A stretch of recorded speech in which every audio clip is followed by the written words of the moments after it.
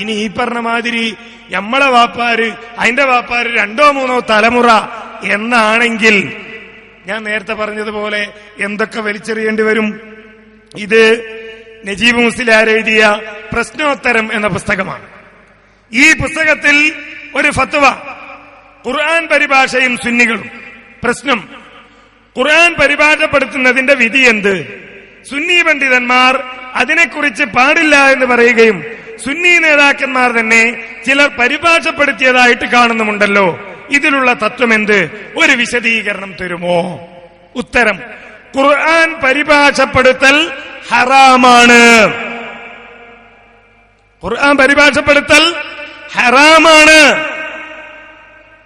നജീബ് മുസ്ലിയാർ എഴുതാണ്, ഇവിടെ പ്രസംഗിച്ച റഹ്മത്തുള്ളാ ഖാസിമി ഖുർആൻ പരിഭാഷപ്പെടുത്തിയിട്ടില്ലേ?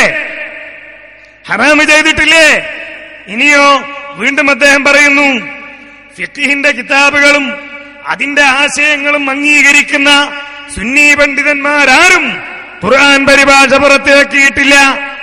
ആധുനിക സമസ്തയുടെ ജോയിന്റ് സെക്രട്ടറി ആയിരുന്ന KV മുഹമ്മദ് മുസ്ലിയാർ കൂറ്റനാട്, അദ്ദേഹത്തിന് അല്ലാഹു മാപ്പ് നൽകട്ടെ, അവരുകൾ ഖുർആൻ പരിഭാഷയുമായി രംഗത്ത് വന്നപ്പോൾ കാര്യവിവരമുള്ള സുന്നി പണ്ഡിതന്മാരെല്ലാം അതിനെ ശക്തിയുക്തം എതിർക്കുകയും ആ നടപടി സുന്നികൾക്ക് ബാധകമല്ലെന്ന് പ്രസ്താവിക്കുകയും ചെയ്തതാണ്.